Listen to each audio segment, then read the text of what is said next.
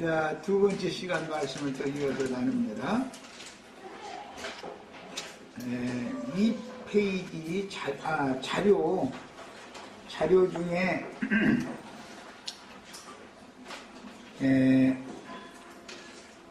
첫 시간 말밑 부분에서 이삭이 혼인을 하는 때는 구약시대의 종결과 신약시대의 시작을 예시한다라는 거에 중점을 맞춰서 말씀드렸고, 구약성경, 신약성경 이렇게 어떤 하나님과 사람 사이에 맺은 언약, 약속으로 이렇게 되어 있는데, 이것은 사실은 하나님께서 구속하신 사람들과 어떻게 혼인을 할 것인가를 약속했다라는 개념이다라는 것까지 말씀드렸어요.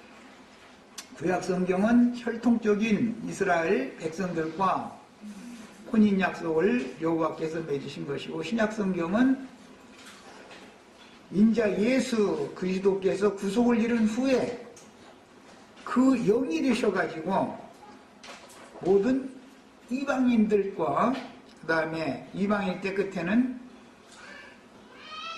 생명나무에서 끊쳐져 나갔던 이스라엘의 신앙 회복을 통해서 유대인이나 이방인이나 다 같이 그리스도 예수 안에서 함께 구원을 얻는 신약 경륜이 이루어지는 거예요.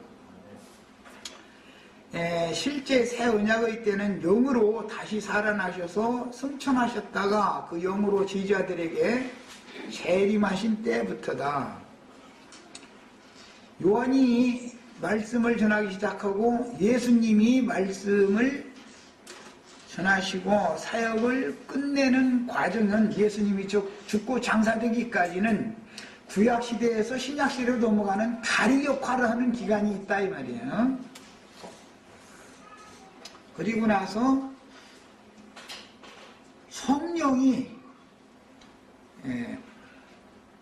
77절이라고 하는 초막절 오순절에 성령이 부어지면 실제적으로 신약시대가 시작이 되는 거예요.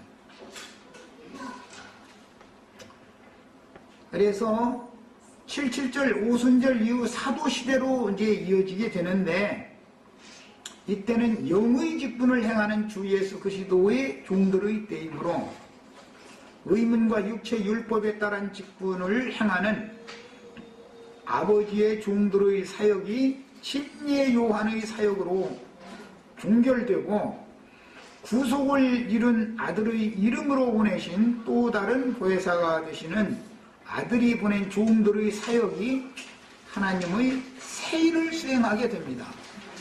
하나님의 일은 예창조의 일이 있고 새창조의 일이 있어서, 예창조의 첫 번째 종결, 세상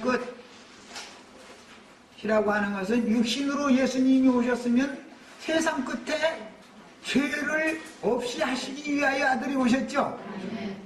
그 죄를 없이 하러 오신 예수 그리스도는 이스라엘 12지파에게는 장가들로 오신 것이다 이거예요.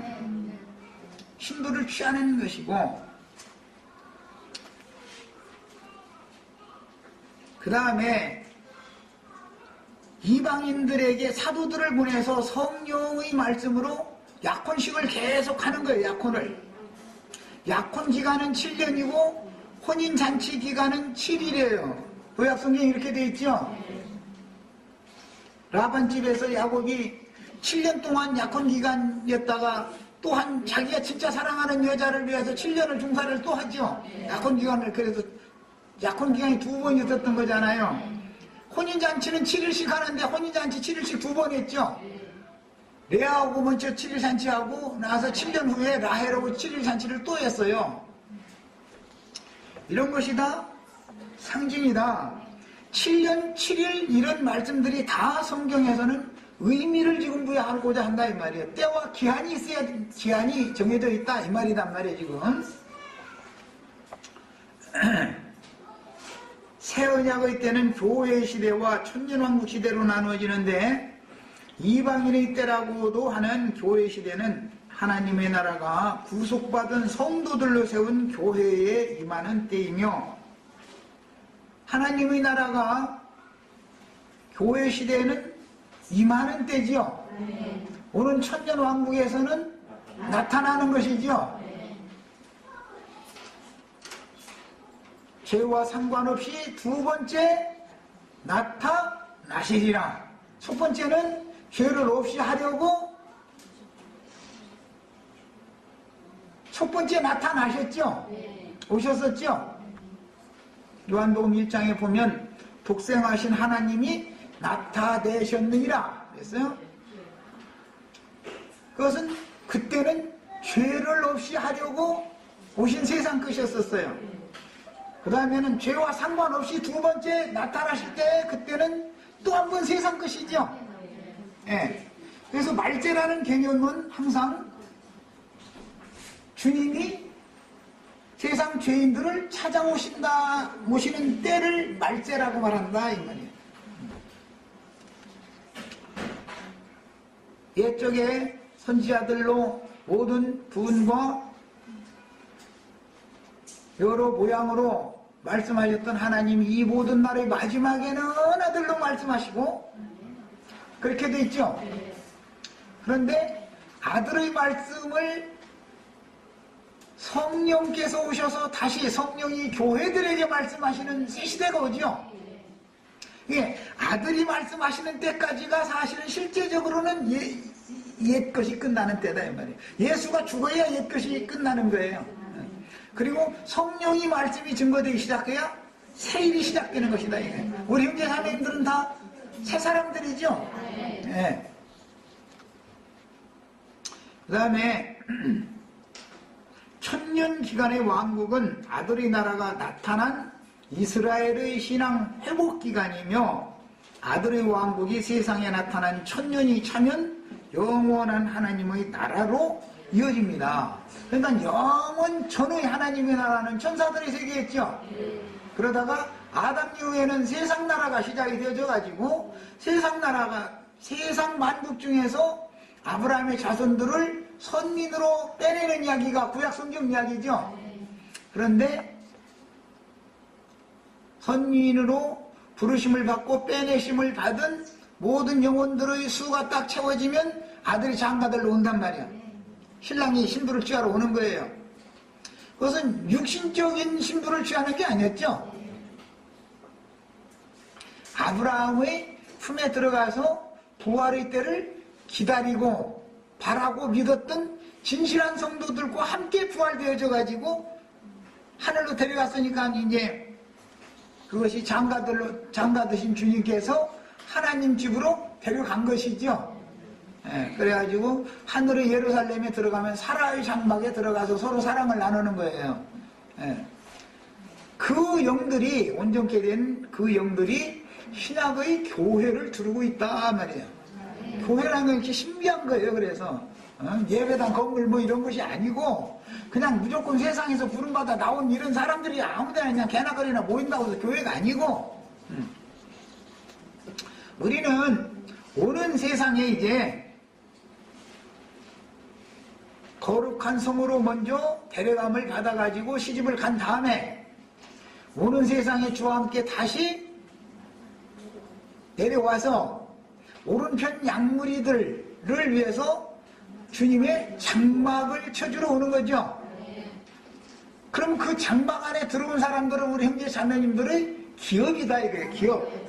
우리는 지금 구약시대에 온전케 된 의인의 영들의 기업이죠. 우리가 지금 오는 세상은 우리의 기업으로 주는 거예요. 이것이 하나님의 경륜이에요. 이게 7년 약혼 7일 혼인잔치로 상징을 해놓는 거예요. 이 7을 곱하는 얘기는 너무너무 비밀스러운 거예요. 그래서 하나님의 일이 이렇게 반복된다는 걸 아셔야 돼요. 창세기에 이미 일이 7일 창조 끝났죠. 그런데 창조가 반복이 또 돼야 된다 이거예요. 새 일을 다시 맞춰야 된다 이거예요. 그래서 계시록에는 14만 4천이 지파 구분이 없는 14만 4천도 있고 어린 양 신랑은 시온산에 서 계시지요. 오늘 말씀에는 애굽 땅 들판을 대회하다가 신부 오기만 기다리고 있는 거잖아요. 그러다가 이제 신부가 오니까 이렇게 신부를 맞이한 얘기가 나왔는데, 계시록에서는 들판에서 배회하는 주님이 기다리는 게 아니고 어린 양이 시온산에 서 계시다 그랬죠.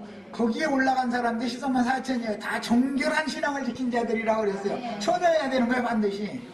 예. 약혼한 사람은 생명이 뭐예요? 여자는, 처녀는 정조가 생명이죠. 정조를 좀 끝나는 거예요.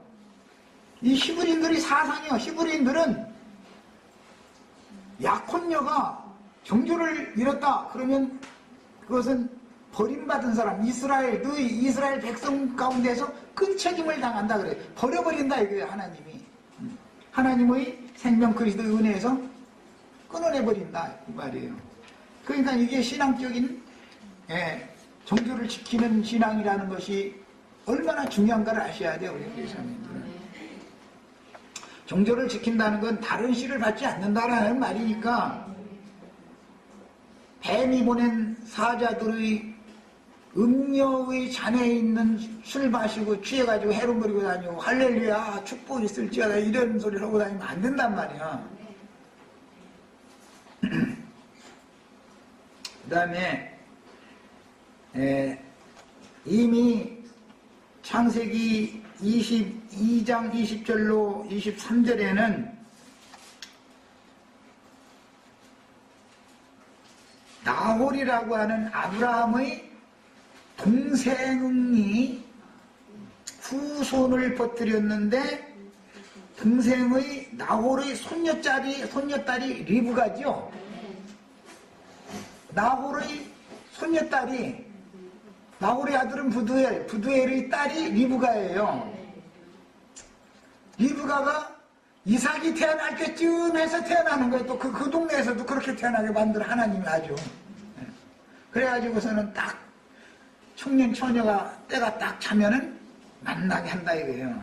오늘 이제 읽은 말씀에 보면 여호와 하나님께서 이삭을, 내 주인 이삭을 위하여 정하신 자로 내가 알겠습니다. 정하신 자로 알겠습니다. 이 말씀이 3번이나 나왔었어요. 우리 이순희 자매님은 예수님을 위해서 예정된 자단 말이야. 이런 개념을 알아야 되는 거야. 예정 얘기하면 뭐 그냥 쓸데없는 논리 할 필요가 없어. 신앙이 중요한 게 아니에요.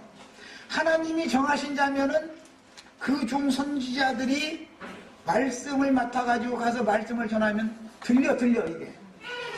다 소리를 듣고 분별을 하는 것으로서 정해졌는지 정해지지 않았는지를 판단하는 거잖아요, 지금. 적어도 열흘은 머물다 가라 그러니까 당장 오늘 데리고 가야 된다 그러니까 리브가 그러면 우리 맘대로 묻으니까 이 일이 여호와께로서 말미암았으면 걔보고 물어보라고 그랬더니, 야 리브가 너 일로 와봐, 너 갈 거야 안 갈 거야? 그러니까 나 오늘 갈게요 그냥 따라 나가버렸다는 거예요. 이게 이제 오늘날 현대어로 말하자면 총각 소개만 들었는데, 그때 당시 뭐 사진 갖다 보여주고 이런 것도 아니잖아요. 그냥 말만 한 거지. 소개만 들었는데 마음에 완전히 필이 꽂힌 거예요, 말하자면. 오늘날 말은 필이 꽂혀버렸어. 말만 듣거든. 그래서 이 전도자들은 말을 잘해야 되는 거예요. 신랑을 소개를 하면은 정확하고 아주 명료하게 딱 소개를 잘해야지.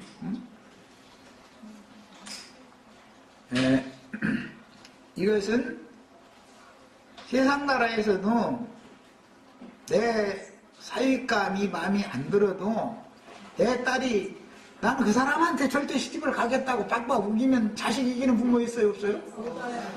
절대 못 이겨. 내쫓아도 소용없어. 내쫓으면 내년 있다가 보면은 손자 하나 데리고 오면은 잔소리도 받아들여야지. 뭐 꼼짝 못 이겨 그거. 차라리 그때 가서는 아이고 그때 그냥 허락해 줄 걸, 행복한 결혼 하게 해줄 걸, 이제 후회만 하면 때는 늦으리요. 그런데 뭐 손자 안고 들어오는데 한번 꼼짝 못 하지 어떻게 할 거예요. 이게 이래서 하나님이 정한 자면은 이게 다 결혼을 하게 돼 있어. 창세기 11장 말씀을 상고할 때 하나님이 영원하신 뜻이 이루어지기 위해서는 흙뿐이 아니라 밭이 필요하다라는 말씀을 창세기 11장 때 참 중요하게 내가 많이 다뤘었어요.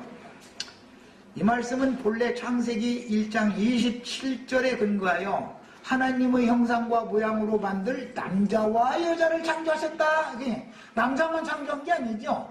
남자는 씨고 뼈대를 말하는 거예요. 여자는 밭이요 살이라고 그래요. 뼈와 살, 뼈 중에 뼈요 살 중에 살이로다 이제 이렇게 둘이 만나는 거예요. 이렇게. 그래서 시부모든지 장인, 장모님 편이든 즉 부모님 편에서 보면은 씨를 잘 아주 정성껏 정제된 아주 좋은 씨를 내가 내 집안 후손을 위해서 받아들이는 것이고, 시대편에서 보면 최전파 사는 거예요. 최전파 사는 거예요. 이게 다 그래서 구속이라는 말이 그래서 산다는 뜻이에요. 값을 주고 사서 본주인에게 되돌아가게 해준다. 그런 뜻이에요. 그러니까 구속을 다른 말로는 이 언약을 이루는 언약사를 이루는 구속을 다른 말로는 혼인예법으로 설명을 해놓는다 이 말이에요. 이게 성경이라는 것은 날짜 절기로도 제사법으로도 또는 혼인예법으로도 여러 가지 여러 부분과 여러 모양으로 설명을 그냥 여러 가지를 하는 거예요. 그래서 어떤 거 한 가지라도 들을 기가 있어 탁 알아들어지기 시작하면 여러 모양 여러 부분을 한 모든 것들을 종합적으로 다 깨닫게 되죠. 한 번 열리기 시작하면 다 깨닫게 마련이요. 이것이 하나님의 어떤 상황과 어떤 처지에 있는 사람도 다 말씀을 듣고 깨닫고 말씀 세계에 다 돌아와서 구원을 받게 하려는 하나님의 계획이 여기에 다 감춰져 있다는 걸 알 수가 있는 거예요. 창세기 1장에는 하나님의 마음에 감추어 두신 선하시고 기쁘신 뜻이 암시되어 있으며 저주나 죽음이 없는 아들의 나라가 계시되고 있는데, 이 말씀이 이제 이사야 11장에 보면 아주 중요한 용법이 거기에 나와요. 이새의 줄기에서 한 가지가 나온다 이렇게 되어 있죠. 또 다른 데서는 이새의 뿌리에서 한 싹이 나온다 이렇게도 되어 있죠. 그러니까 참 이게 참 기가 막힌 얘기 성경이라 이러면 이새의 줄기에서 나온 자들이라는 것은 가지 접붙인 자들이죠. 거기서 가지가 나온다고 돼 있잖아. 가지가 이새의 뿌리에서 나온다는 신앙의 뿌리라는 건 이스라엘 12지파죠. 거기서 연한 새순이 싹이 돋아 나오는 때가 온다 일어났단 말이에요. 가지에서는 줄기가 나오고 뿌리에서는 싹이 나온다 일어났어요. 성경 말씀이라는 건 그냥 사람의 관념으로 읽으면 껌껌 글씨고 하얀 건 종이지요. 그거. 예수님은 다윗의 자손으로도 오셨죠. 다윗의 자손으로 오셨을 땐 줄기를 타고 왔다 그 말이겠죠. 그러니까 이방인들을 갖다 그 가지에다 접붙이는 거예요. 그런데 예수는 다윗의 뿌리요. 거기에서는 다윗의 조상이다 그 말이죠. 예수님이 또 이제 뿌리니까 그러면 다윗보다도 먼저 있는 거예요. 그런데 유대인들은 달보다 먼저 있으면 아브람이라고 생각했기 때문에 아브람 때를 이제 예수님이 비유로 들으니까 네가 그러면 50도 안 됐는데 아브람 있을 때 너 있었단 말이야? 나는 아브람보다도 더 먼저 있었는데 이러니까 이제 돌 갖고 달라들 수밖에 없죠. 그 그리스도는 이만큼 비밀스럽다. 창세기 1장 1절에서부터 계시록 끝까지 계속 그리스도의 결혼에 대해 혼인에 대해서 말하는 거다 이 말이에요. 전체가 하늘과 땅 태초에 하나님이 천지를 창조하셨다 할 때 그건 뭐예요? 벌써 하늘과 땅이 연합해야만 산물을 내니까 벌써 창세기 1장 1절에서부터 그리스도와 교회의 결혼을 암시한다 이게 계속 하늘이 작은 땅이죠. 다만 농사 짓는 자와 씨가 있어야 되고 밭을 가는 농부가 있어야 되고 뭐 이제 그건 나머지 문제고 기초적으로는 천지가 창조돼야 되는 거예요. 그래서 쌤족들은 남편을 뭐같이 알아라? 우리 저 자매님들 오늘 분명히 얘기했던지, 특히 젊은 저기 어디 갔어 저기 젊은 부부들, 그것은 세상 말이라고. 그렇지 않아요. 우리는 믿는 사람들이기 때문에 믿음이 말하는 거예요. 남편은 하늘인 거예요. 하늘만 있으면 땅 없으면 재밌어요, 없어요? 하늘만 있으면 아무것도 생산 못하죠. 그래서 땅도 필요해요. 그 하나님이 이렇게 하는 거예요. 남자, 여자, 하늘, 땅, 그리스도, 교회. 이런 모든 것들은 전부 성경이라는 건 하나님과 구속한 하나님의 백성들 사이의 혼인 얘기를 지금 말한다 이 말이에요. 여러 방면이 있어요. 율법, 선지자, 시편의 글 등등으로 예시되어지는 것들은 여러 모양과 여러 부분으로 설명해. 날짜 절기법이라든지 성전 제도와 제사법이라든지 제물법이라든지 하여튼 율법이라는 게 한두 가지가 아니야. 그런데 그런 모든 것들이 다 뭘 말한다? 그리스도와 교회의 혼인을 말한다 이 말이야. 그래서 계시록에 최종적으로 성령과 신부가 말씀을 하셔서 하는 목적은 뭐예요? 성령의 말씀을 신부의 태 속에다 심어가지고 영생할 후사들을 낳는 얘기를 하느라고 마무리를 그렇게 하는 거예요. 그래서 어린 양 혼인 기약이 계시록 19장 가면 일어났단 말이야. 이제 이렇게 하는 거예요. 그런데 혼인을 할 때는 성도들의 옳은 행실로 이제 계시록에서 말씀하시는 거룩하고 정결한 처녀에게나 혼인을 하시는 것이지, 거룩한 말씀이라는 것은 부정하고 더럽혀진 부패한 마음 속에다가는 그 말씀을 심지 않는다 이 말이에요. 그런데 또 하나님의 경륜이 비밀스러운 것은 부패해서 푹푹 썩었어야 씨를 심어도 문제가 없지, 인제서 썩어가고 있는 중이면 이것도 씨 심어놓으면 씨가 골아버려.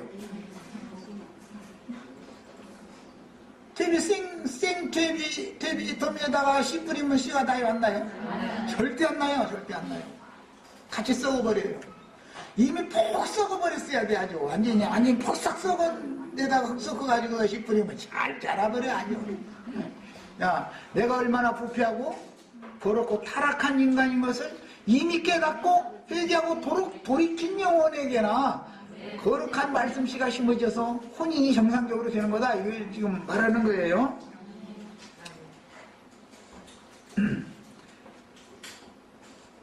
그래서 창세기 1장에 암시된 주와 그 위에 안 했네. 창세기 1장에는 하나님의 마음에 감추어두신 선하고 기쁘신 뜻이 암시되어 있으며 저주나 죽음이 없는 아들의 나라가 계시되고 있는데, 이사야 11장에는 이새의 줄기에서와 뿌리에서 두 민족이 나온다는 것이 예언이 되어 있어요. 이사야 62장에 가서는 새하늘과 새 땅에 세워질 시온 예루살렘에게 장가드는 얘기가 나와 있죠. 65장 66장에는 장가를 들었더니 예루살렘이 하루아침에 한 민족을 순산한다, 아들 낳는 얘기했죠. 예루살렘이 아들을 낳았어요. 하나님이 예루살렘에게 장가 들었더니 정상적으로 동사가 잘 된 거죠. 이제 아들 그냥 나는 인택해 하는 하나님인 적 해상케 아니하겠느냐. 구루하기 전에 벌써 응 했더니 그냥 나왔다는 것이죠. 그건 뭐예요? 예. 오순절이라는 것이 너무 놀라워요. 회개케 하는 영이 임하는 게 오순절, 성령이 임하는 거죠. 그러면은 어떤 사람들은 그때 회개하고 돌이켜서 정결케 되어지고 그 말씀이 믿어져 가지고 하나님의 것으로 다 구속받는다 이거예요. 오순절 이후에는 이렇게 해서 신약시대가 이제 이어지게 됐어요. 창세기 1장에 암시된 주와 그 그리스도의 나라에 대한 하나님의 계획을 땅에서 이루기 위하여 땅에서 티끌로 지으신 사람과 관계되는 땅의 모든 것들에 대하여 기록해 나가는 것이 창세기 2장 이후의 기록이며, 이미 그때 내가 뭐 굉장히 강조해서 말씀드렸어요.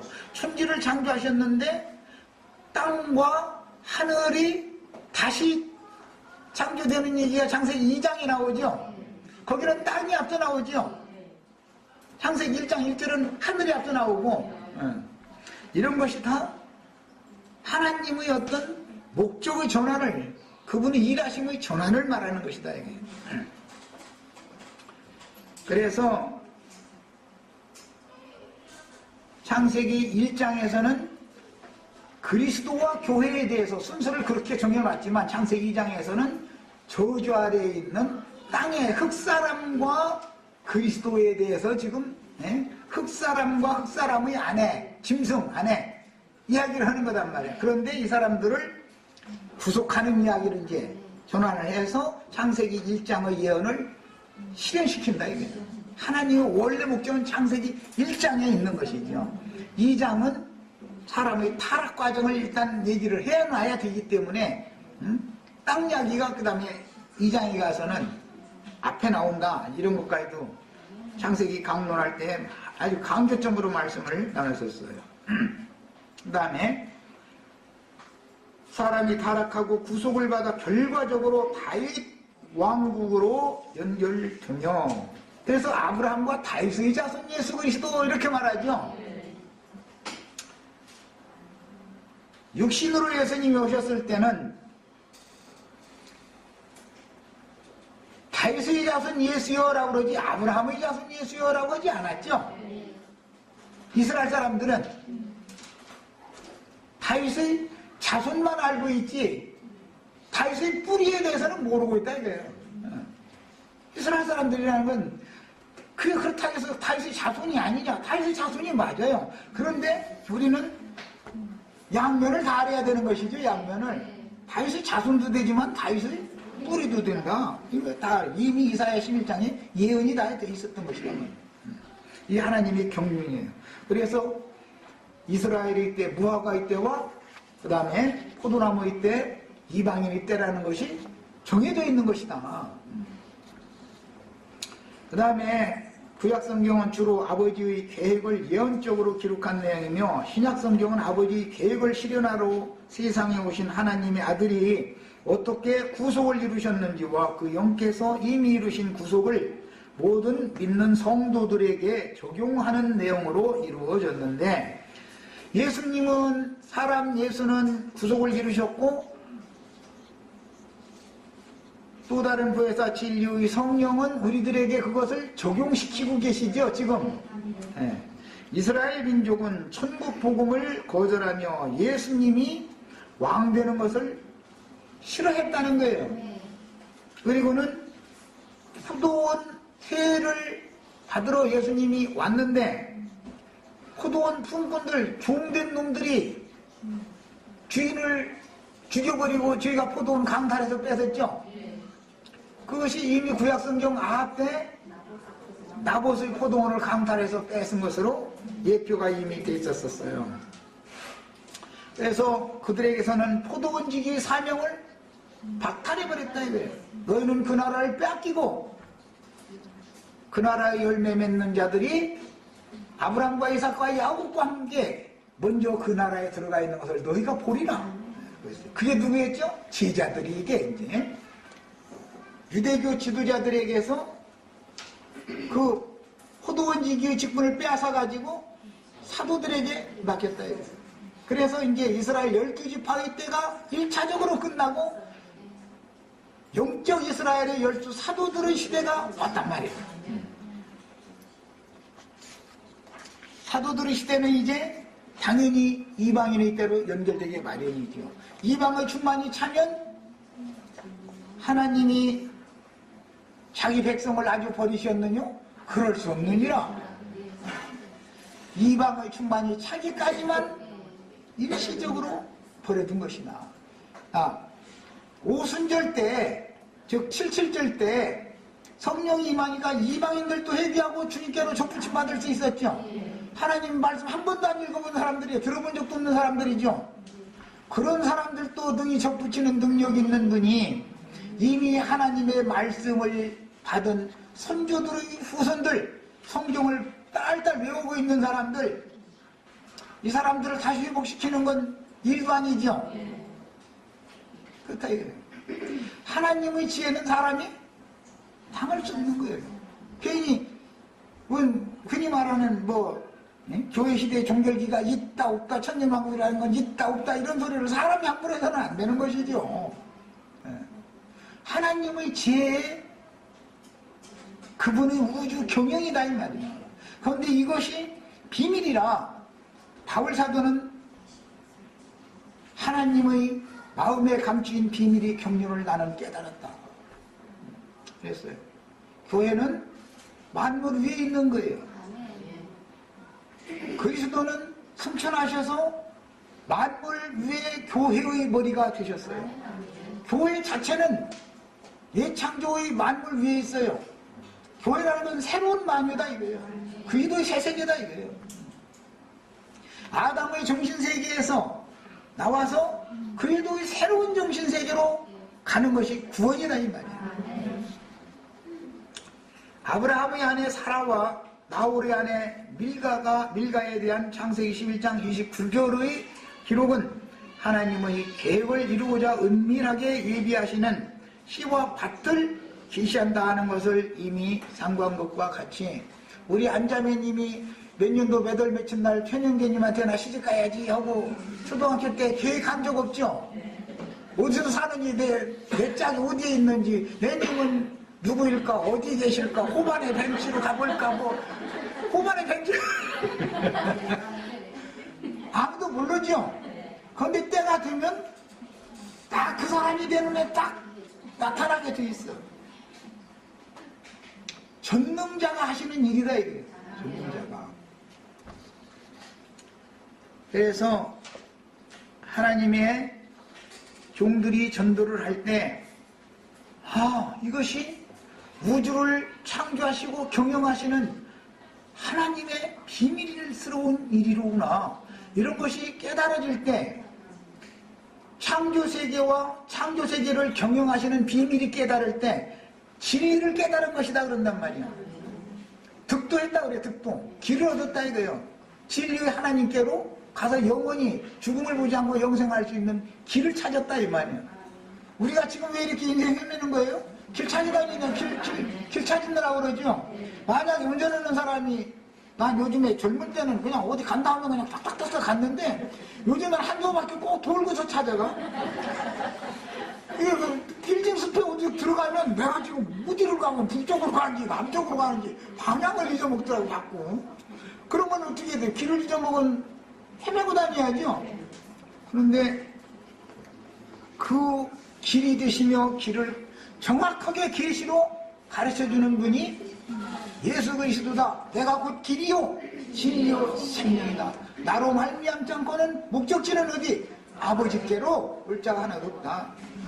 성경이라는 것은 창조자의 말씀 세계로 우리를 데려가는 것이다. 이 말씀을 진리라 그러는데 진리의 세계를 우리가 찾아가야만 인생의 목적이 실현되는 것이다.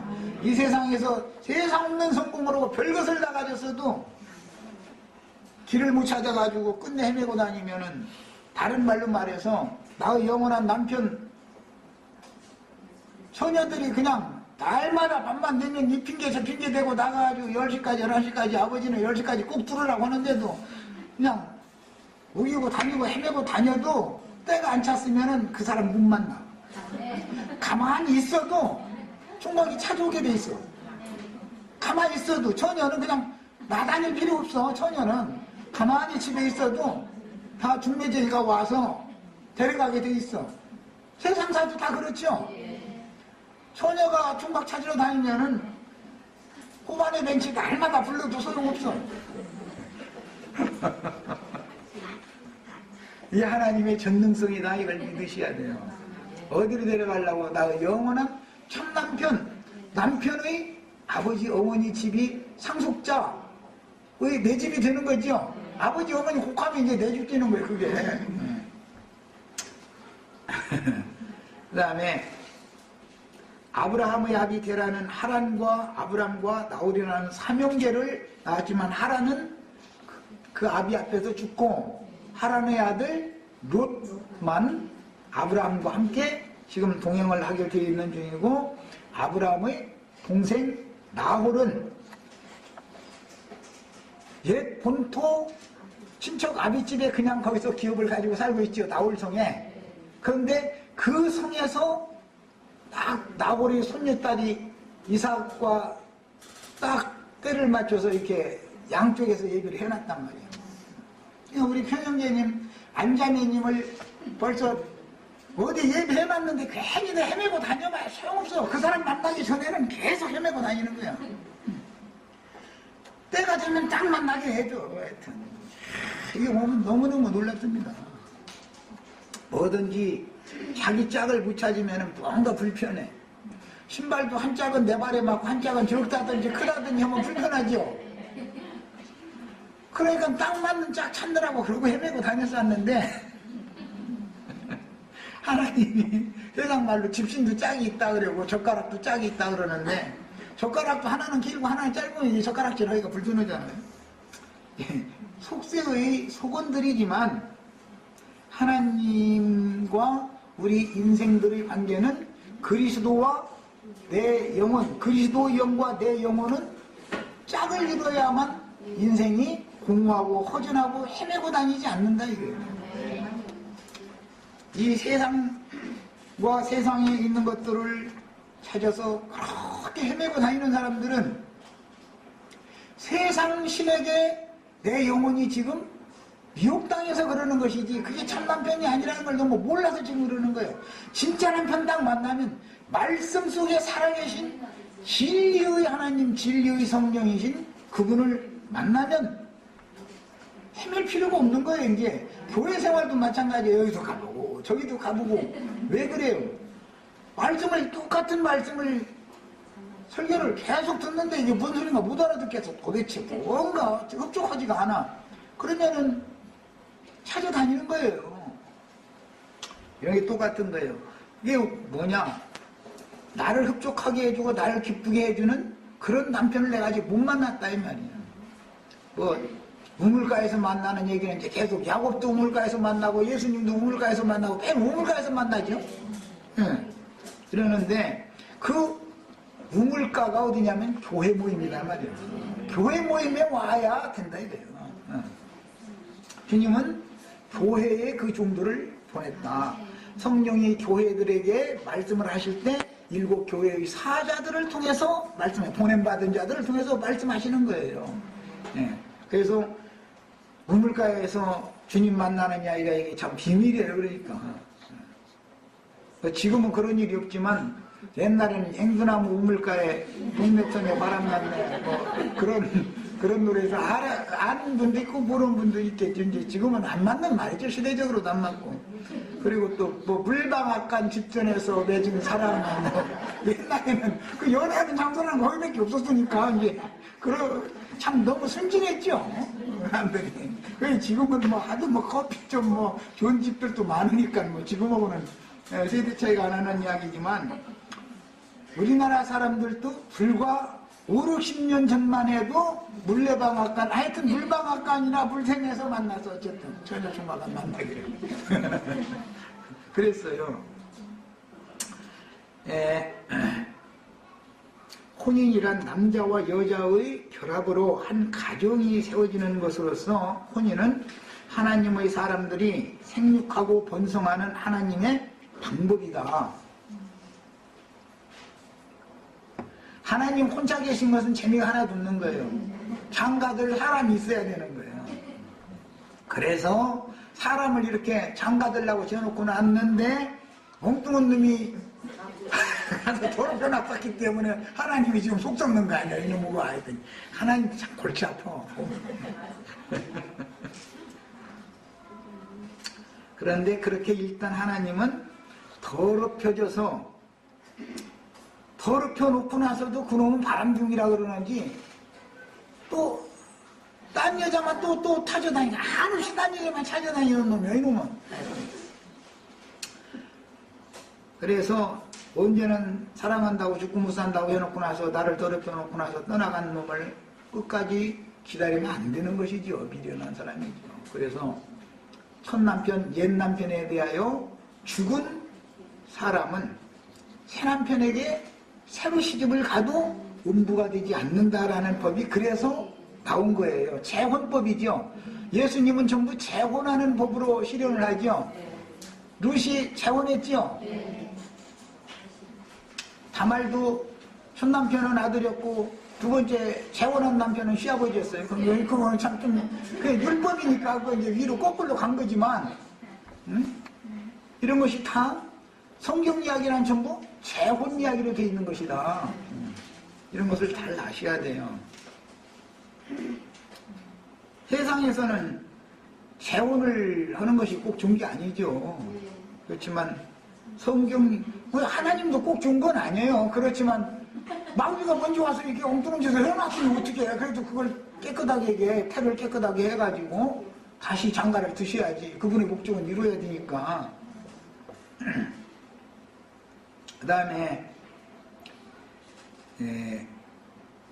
하나님과 인간의 혼인은 하나님의 진리의 말씀으로 그리스도께서 그 말씀을 믿는 이들에게 영적으로 연합하는 것에 대한 표상으로서 세상에서 사람들의 혼인은 구속을 이룬 그 영과 교회가 영적으로 연합하는 것에 대한 표상과 모형과 그림자가 되는 것입니다.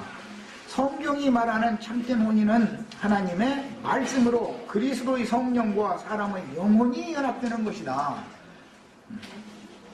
그 다음에 하늘이 보낸 사자들을 통해서 증거되는 말씀을 영으로 깨달아 참 빛을 자신의 심령에 받아들일 때 내적인 참것을 깨닫고, 왜?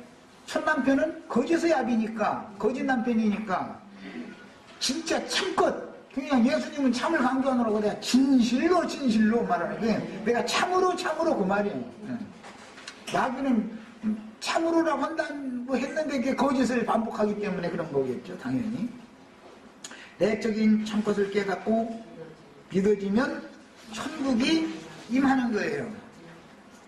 하나님의 창조와 우주 경영에 대한 참된 이치를 깨닫게 하려고 성경은 여러 모양과 여러 부분으로 가르칠 때 어떤 때는 직설적인 표현을 하는 경우도 있지만 표상을 가지고 직설적으로 표현하는 경우도 있지만 어떤 때는 그것을 표상을 가지고 비유로도 가르침으로 나타난 표상을 보면서 말씀의 내용을 바르게 깨달아 영원한 참된 것을 깨우치는 지혜와 계시를 얻고 명철해져서 내적으로 밝아지는, 사람은 어둠도 사람의 마음에 가득하지요. 사람 속에 어둠이 가득한 거지요.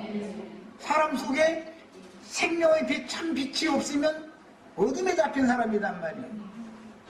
마귀는 어둠과 죽음의 세계를 주장하는 신이란 말이에요. 하나님은 생명의 빛을 넣어줘서 빛의 세계를 지배하고 주장하는 참신이에요. 그래서 어떤 사람 속에는 어둠이 가득하고 어떤 사람 속에는 생명의 빛이 가득할 수가 있다. 사울일 때는 어둠에 잡혔던 사람이죠. 사울을 바울 만드는 데는 햇빛보다 더 밝은 빛이 사울의 마음속에 비치니까 사울이 다메섹으로 가는 길이 노중에서 거꾸로졌다는 거예요. 그리고 빛에서 나오는 소리를 듣고 주여 주시니까 나는 네가 박해하는 예수다 그랬다는 거예요. 예수님은 지금 무엇으로 오는 거예요? 빛의 말씀으로, 빛의 소리로 오시는 것이다. 이게 성경 말씀을 깨닫게 해주는 것은 지혜와 계시의 신이 되시고 참 빛이 되시며 생명의 빛이 되시는, 생명을 주는 빛이 되시는 그리스도의 성령이 사람의 심령에 빛을 비춰줘야 되는 거예요. 그래서 사람의 심령은 여호와의 등이다 그런 거예요. 그래도 처녀들 시집 가려면 어떻게 하고 있어야 된다 했어요? 등에 불이 켜 있어야 되고 별도의 그릇에 기름이 준비되어 있어야 된다. 그래서 그렇게 말을 한 거예요. 사람의 심령은 불이 꺼질 수도 있다. 사람이 심령 속에 한번 은혜가 임해서 쓸지라도 은혜가 소멸될 수가 있다 이 말이에요. 그리고 어둠이 잡힐 수가 있다 이 말이에요. 사람이라는 건 변화가 심하죠.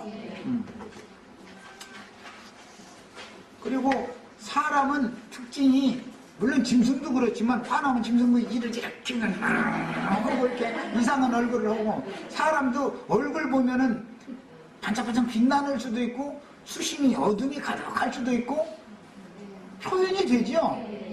그러면 얼굴로 나타난 것은 나타난 상태일 뿐이고 실제는 심령과 마음의 상태가 나타나요.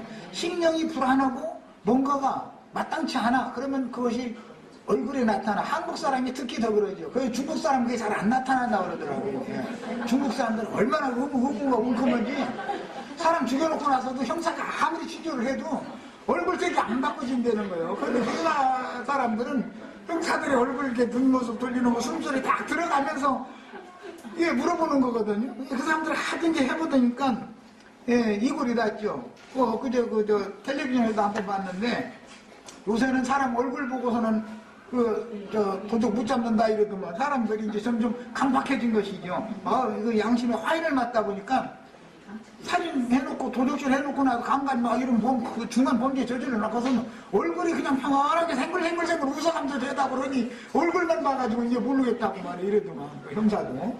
이게 그만큼 타락이 심화됐다는 것이죠. 증거지. 양심이 살아서 발탁발탁 막 움직일 때는 콕콕 집어서 질문을 하면 등줄기 땀 흘려가면서 이마에 괜히 땀 나가면서 했으면 이놈 너 이제 내한테 꼬리 잡혔어 이러고 형사는 슬슬 웃어가면서 질문하거든. 그럼 꼼짝 못하고 대답해야 되거든. 조조히 안 밝힐 수가 없거든. 그런데 중국 사람들은 왜 그러냐면 늙은 뱀이라고 해요. 옛뱀 큰 용 나라잖아요. 지금 용이 된 나라잖아요. 6,000년이나 된 나라니까 역사도 깊지만 아주 이게 의뭉해가지고 그런 것들이 들었어요. 그런데 우리나라도 중국 역사와 불과 몇백 년 차이밖에 안 돼요. 우리나라도 참 그야말로 유구한 역사를 가지고 있는 나라예요. 우리나라도. 그래서 우리나라 사람들도 만만치 않아요. 지금은.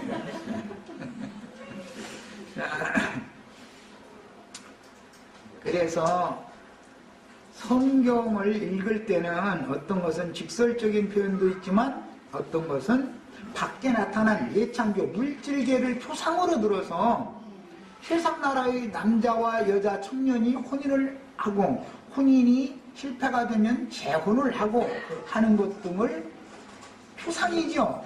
이것을 가지고 성경에서는 그리스도와 교회가 혼인하는 이야기를 한다. 그래서 이스라엘 백성들과 약혼을 맺었었던 것은 예수님한테는 사실은 실패작이죠. 왜? 그들은 구속받을 것을 믿었던 사람들이지 이미 구속이 이루어진 사실을 가지고 이미 깨끗게 된 영혼들이 아니었기 때문에 그랬던 거예요. 그리고 이제 신약시대에도 또 이미 구속이 이루어져 있지만 사람들은 이것을 마음에 믿고 믿음을 끝까지 견고하게 지켜야 되는데 그렇게를 않는 거예요.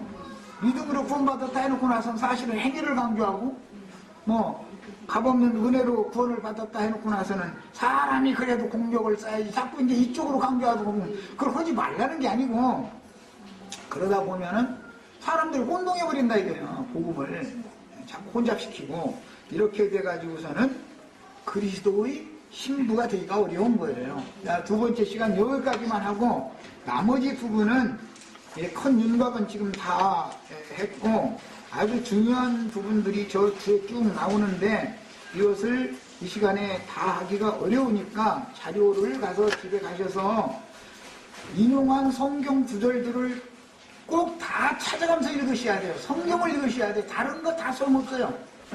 여기 자료를 읽으실 때는 성경을 다 찾아 읽으시기를 바랍니다.